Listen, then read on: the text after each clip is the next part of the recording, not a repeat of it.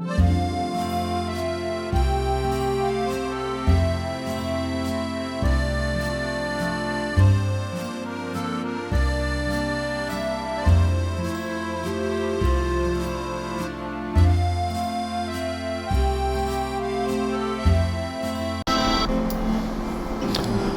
આજની સફર આપણી છે ક્યુબેક અને મોન્ટ્રિયલની. આ બંને સિટી ફ્રાન્સ સરકાર દ્વારા લગભગ 400 વર્ષ પહેલાં બનાવવામાં આવ્યા હતા.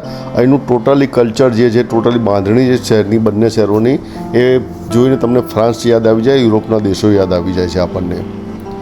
અત્યારે ટોરેન્ટોથી નીકળ્યા પછી ઓન રૂટ માટે ચા પાણી માટે ઊભા હતા ને અત્યારે ફરીથી આપણે મોન્ટ્રિયલ તરફ જઈ રહ્યા છીએ.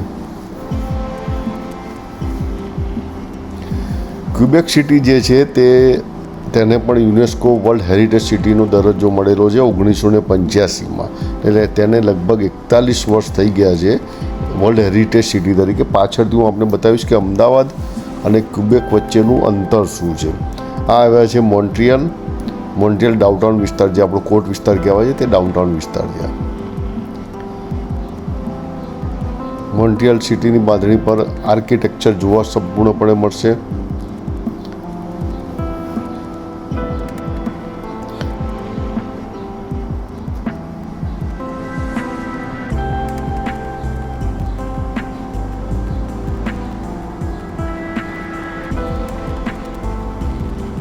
આ એનું સુપ્રસિદ્ધ ચર્ચ છે. ચર્ચમાં જવા માટે ટિકિટ લેવી પડે છે, તેના માટેની આ ક્યુ દેખાઈ આવે છે.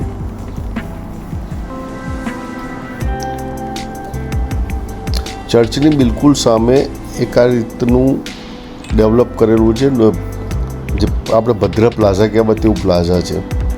બહુ સુંદર રીતે ડેવલપ કરેલું છે અને પર્યટકો અહીંયા આનંદ માણી શકે છે.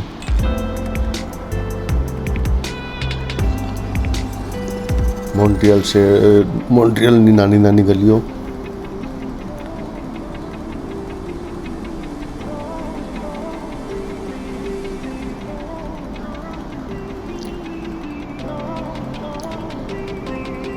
ખૂબ જ આ લોકોએ આટલા વર્ષો જૂની સંસ્કૃતિને ખૂબ જ અદ્ભુત રીતે સાચવી છે, જાળવણી કરી છે.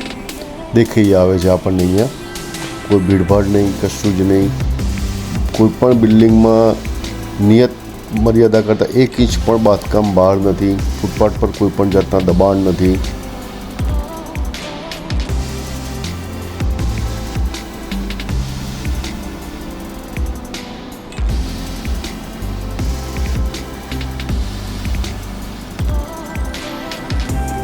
અહીં આવ્યા પછી એમ લાગે કે આપણે ફ્રાન્સમાં જ ફરીએ છીએ. અને અહીંના સ્થાનિકો મોટે ભાગે ફ્રાન્સની ભાષા બોલતા હોય છે, ફ્રેન્ચ.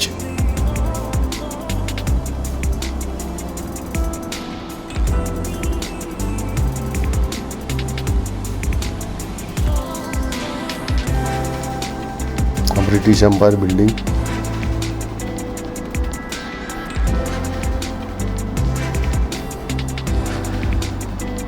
અમદાવાદની પોળો જેવી સાંકડી ગલી છે, પણ ક્યાંય તમને ભીડભાડ નહીં દેખાય.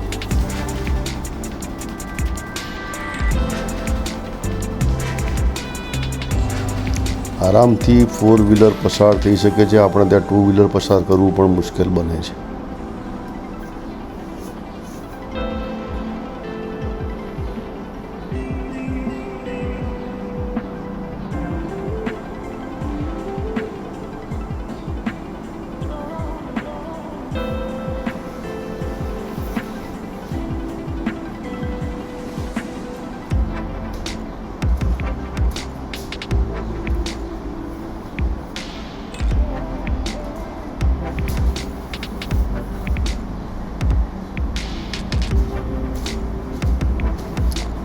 અહીંના નાગરિકો અને સત્તાવાળાઓને ખરેખર સેલ્યુટ કરવી જોઈએ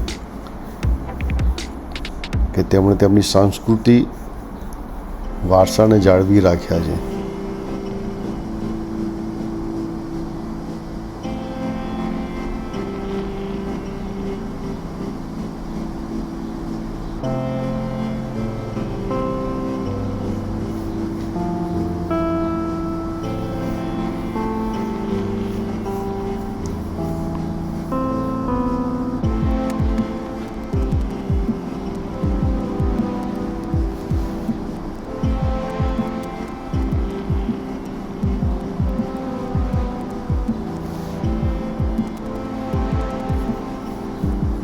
અહીંથી આ જે સ્ટ્રીટ વે જાય છે તે પાછળ ડોક તરફ જાય છે.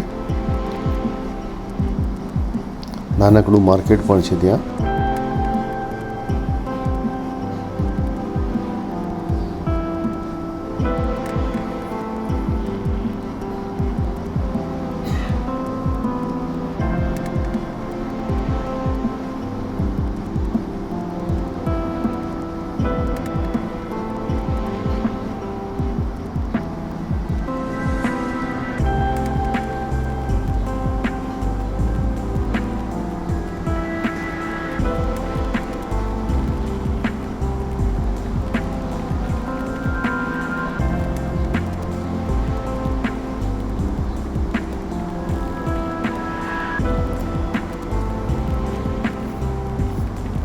નાનકડું માર્કેટ છે જ્યાં ખાણીપીણી સહિતની અનેક પ્રકારની દુકાનો પણ છે.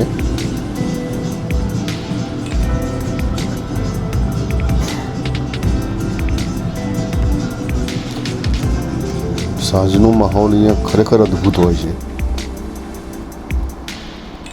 સ્ટ્રીટ સિંગર નાગરિકોને મનોરંજન પીરસે છે. આવા સ્ટ્રીટ સિંગર અહીંયા ઠેર ઠેર જોવા મળે છે.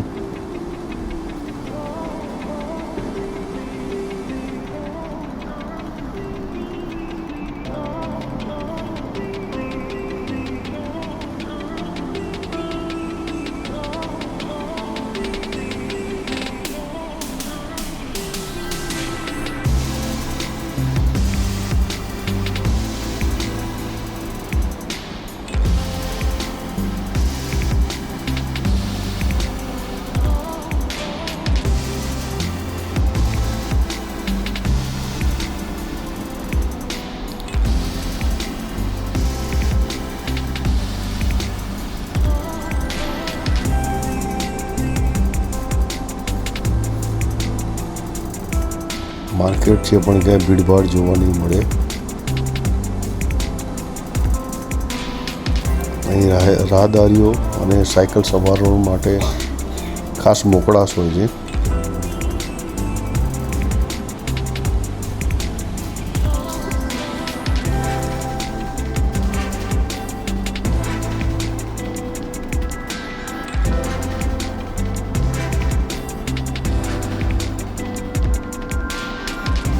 અદ્ભુત કલ્ચર છે અને અહીં તમને કેનેડામાં હોય એવું ફીલ નહીં થાય. અહીં તમે યુરોપના દેશમાં જ ફ્રાન્સમાં જ ફરતા હોય તેમ જ લાગશે. પાછળ ડોક આવે છે. અહીંયા એમ્યુઝમેન્ટ પાર્ક પણ છે.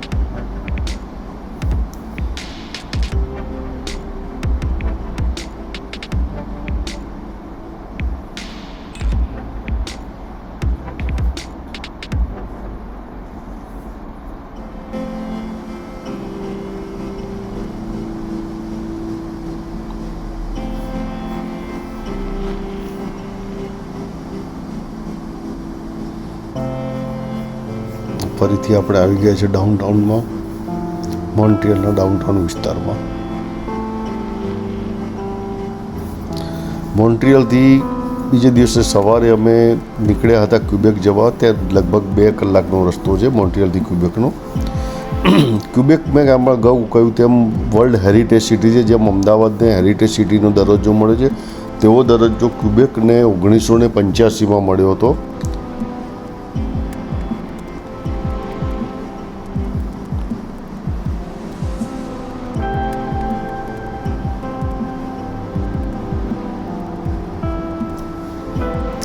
ક્યુબેકનું એરિયા ટોટલ 135 હેક્ટર છે અને તેમાં 17,000થી વધારે હેરિટેજ બિલ્ડિંગ ડોક્યુમેન્ટ કરવામાં આવી છે અને 1400 જેટલી જે બિલ્ડિંગ છે તે હેરિટેજ વેલ્યુ બિલ્ડિંગ્સ છે.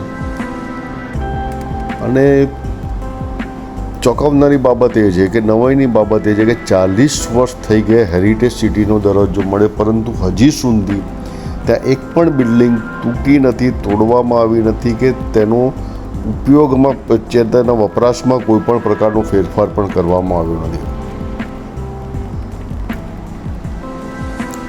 આ બાબત આપણે અમદાવાદના નાગરિકો અને અમદાવાદના સત્તાવાળાઓએ પણ વિચારવી જોઈએ.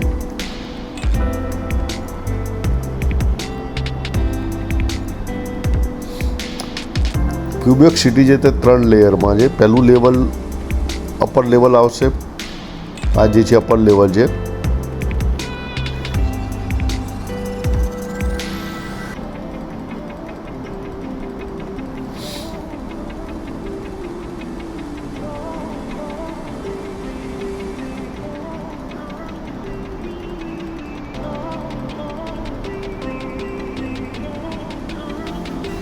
અને અપર ટાઉન પણ કહેવાય, નીચેના લેવલને લોઅર ટાઉન પણ કહેવામાં આવે છે.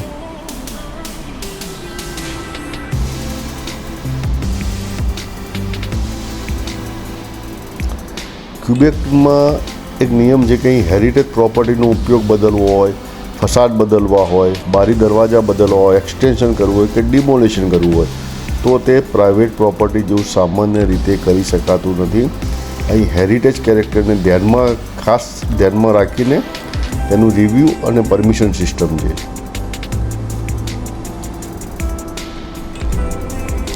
જેના કારણે જ આ આપણને ક્યુબેક સિટીમાં જૂની ઓળખ, જે 400 વર્ષ જૂની ઓળખ છે શહેરની, તે મુજબ stone buildings, narrow streets, churches, French colonial architect વગેરે જીવંત દેખાઈ આવે છે. આ જુઓ તમે.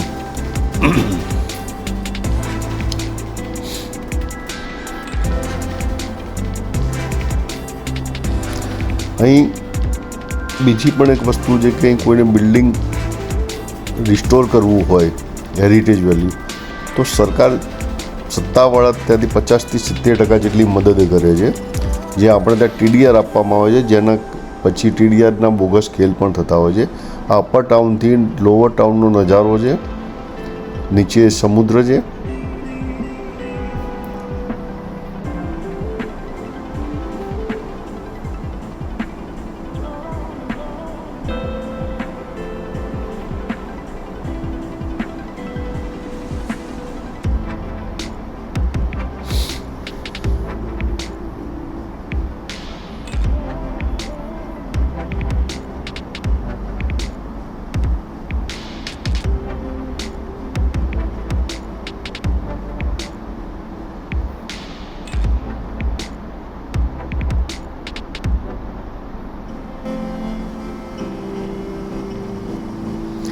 આ એની પ્રખ્યાત હોટલ છે ફોર્મર.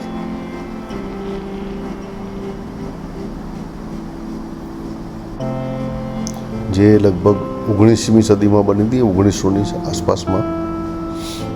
પરંતુ તેની ડિઝાઇન, સ્થાપત્ય ખરેખર અદ્ભુત છે.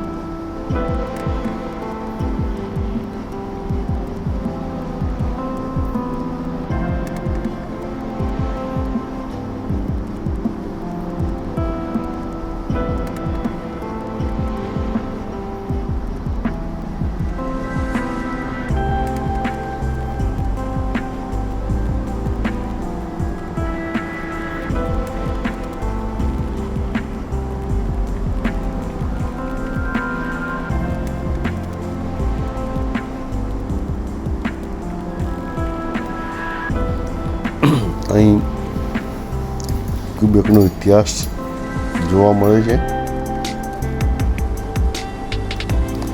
ફરીથી યાદ દિલાવું કે શહેરની વચ્ચે જેમ આપણું ભદ્ર પ્લાઝા છે તેવી રીતે આ પ્લાઝા બનાવેલું છે, પરંતુ આપણા પ્લાઝામાં અને અહીંના પ્લાઝામાં આસમાન જમીનનો ફરક છે તે દેખાઈ આવે છે.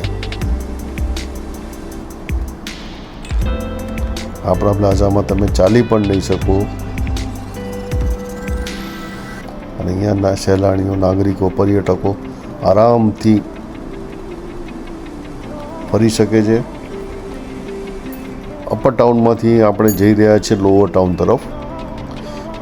લગભગ 50 પગ સ્ટેપ નીચે ઉતરવાનું હોય છે.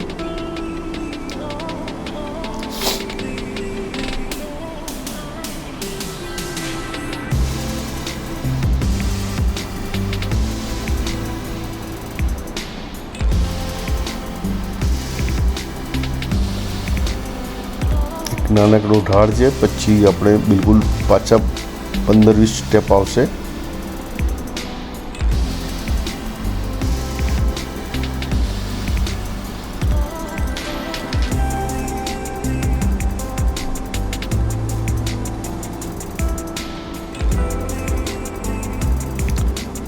પોપકોર્ન,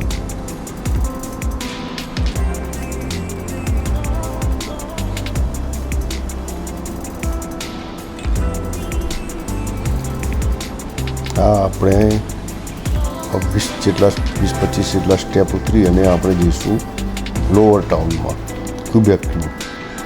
જ્યાં મૂળભૂત જે ઓરિજિનલ ક્યુબેક ટાઉન છે, જેની હેરિટેજ ટાઉન છે, તે અહીંયા પણ અહીંયા દેખાઈ આવશે આપણને. અહીંયા મોટે ભાગે માર્કેટ જ છે. જોઈ શકો છો કે અમદાવાદ જેટલી જ સાંકડી ગલીઓ છે, પરંતુ ખૂબ જ વ્યવસ્થિત રીતે એક લોઅર ટાઉનથી ઉપર જવા માટે એક કેબલ પણ બનાવેલા છે, જે દિવ્યાંગ કે વૃદ્ધજનો માટે જવા માટે. જો કોઈ દુકાનની બહાર નથી, બહાર બોર્ડ મારેલા નથી, ફૂટપાથ પર કોઈ જાતના પાટિયા લગાવેલા. અને સૌથી મહત્ત્વની બાબત એ છે કે આટલું ફર્યા પૂરું, પરંતુ ક્યાંય કોઈ સ્થાનિક પોલીસ જોવા મળ્યા નથી. નાગરિકો સ્વયં રીતે કાયદાનું પાલન કરે.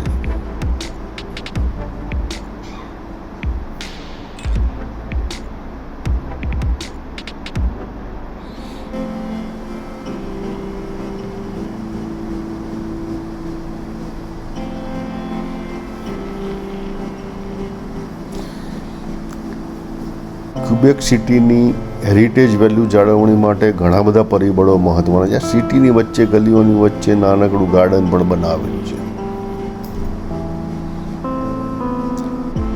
જ્યાં પર્યટકો આરામથી બેસી શકે છે, બાળકો રમી શકે છે. આવી બાબતો માત્ર આપણે કલ્પનામાં જ વિચારી શકીએ એવું લાગે છે. હજુ આપ જોઈ શકો છો.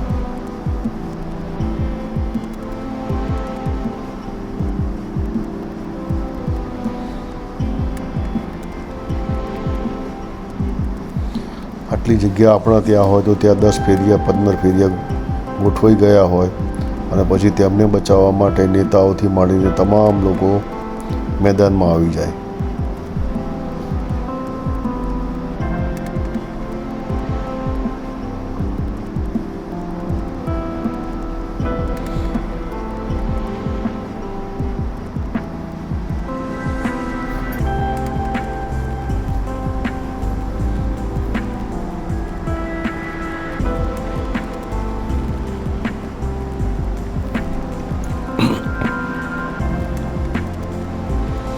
અમદાવાદને હેરિટેજ દરજ્જો મળ્યા પછી લગભગ 25થી 30 સિરિયસ કેસ નોંધાયા છે, જેમાં મિલકત તોડી કાઢવામાં આવી છે અથવા તો તેનું વ્યાપારીકરણ થયું છે. પરંતુ ક્યુબેકમાં 40 વર્ષ પછી પણ એવો એક પણ કેસ મળ્યો નથી. બીજું, અહીંયા જે છે ફસાદ જે છે તેને પૂરેપૂરી રીતે જાળવી રાખવામાં આવી છે.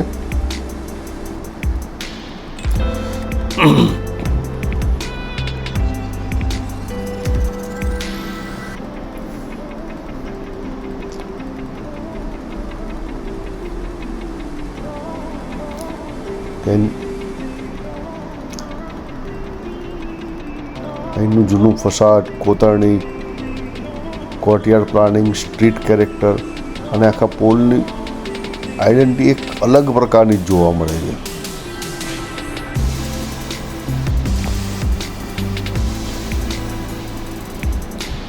ફસાડનો અર્થ એવો થાય છે કે બહારથી દેખાતો મુખ્ય આગળનો ભાગ કોઈપણ બિલ્ડિંગનો, જેમાં બારી દરવાજાની ડિઝાઇન, બહારની દિવાલ, બાલ્કની, કોતરણી, કોલમ, આર્ચ, રંગ અને બહારનું ફિનિશિંગ, દુકાનનું સાઇનેજીસ આ વગેરે નો સમાવેશ થાય છે.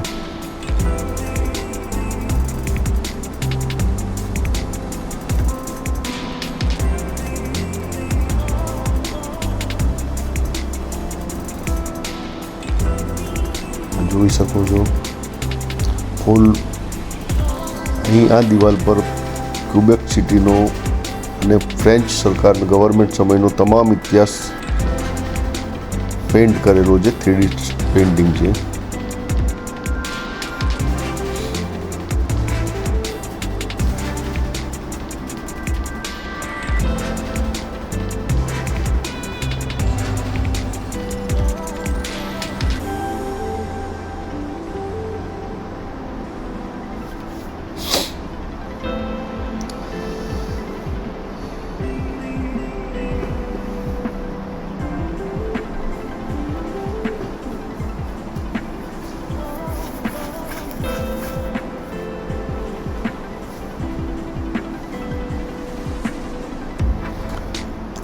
તમામ બિલ્ડિંગ આપણને એ ફ્રેન્ચ સરકાર વખતની 400-450 વર્ષ જૂનું જે છે તે જ મુજબ જ જોવા મળશે. કોઈ જ ફેરફાર નથી. રંગરોગન કરવા હોય તો પણ સ્થાનિક સત્તાવાળા એ નક્કી કરે છે બધું. અને આપણે ત્યાં હેરિટેજ કન્વર્ઝેશન કમિટી નક્કી કરે છે, પરંતુ તે કેટલું થાય છે અને તેનો અમલ એસ્ટેટ વિભાગ કેટલો કરે છે તે જગ જાહેર છે.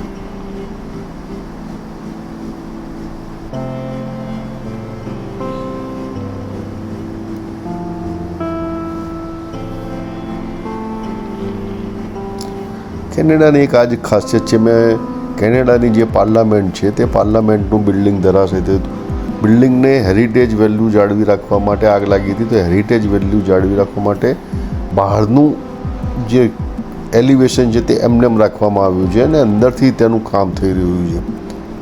આપણી જેમ તેને તોડી પાડવામાં આવતું નથી, ડિમોલિશ કરવામાં આવતું નથી.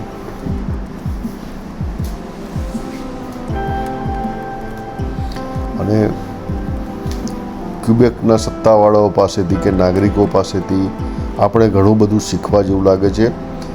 ક્યુબેકથી ફરી મોન્ટ્રિયલ તરફ જઈ રહ્યા છે, પરંતુ ક્યુબેકની હેરિટેજ સિટી જોયા પછી અને આપ શ્રોતાઓને નમ્ર વિનંતી છે કે અમદાવાદ અને ક્યુબેકના હેરિટેજ વેલ્યુ અંગેની આપનો અભિપ્રાય જરૂર જણાવશો, સૂચનો આપશો, શું ફરક લાગ્યો છે તે પણ જણાવશો.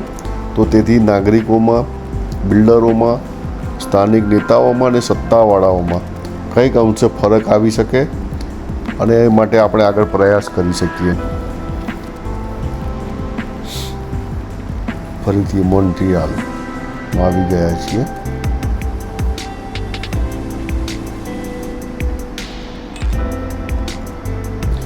મોન્ટ્રિયલથી બીજે દિવસે નીકળ્યા હતા ઓટાવા, જે કેનેડાની રાજધાની છે. નહીં કેનેડાની પાર્લામેન્ટ પણ છે. આ પાર્લામેન્ટના 3 બિલ્ડિંગો છે કેનેડાના ઓટાવામાં. આ સેન્ટર બિલ્ડિંગ છે ને જે સામે દેખાય છે તે પીસ ટાવર છે. સેન્ટર બિલ્ડિંગમાં 2 વખત આગ લાગી હતી, 1916માં, અને તે વખતે લાઇબ્રેરી બચી ગઈ હતી. પરંતુ 1952માં ફરીથી આગ લાગી ત્યારે લાઇબ્રેરી પણ તેમાં સળગી ગઈ હતી. આ કારણસર અંદરથી રિનોવેશન કરવામાં આવી રહ્યું છે, પરંતુ બહારનું માળખું જે છે તે એમનું એમ રાખવું છે. એક આ અહીંની નાનો ફુવારો અને જ્વાળા છે. એમ કહેવાય છે કે આ પાણી -20 ટેમ્પરેચર ડિગ્રી થાય તો પણ ત્યાં બરફ થતું નથી, જામતું નથી. અને તેની આસપાસમાં બધા પ્રોવિન્સની સાલ લખી છે કે કઈ સાલમાં કયું પ્રોવિન્સ બન્યું છે.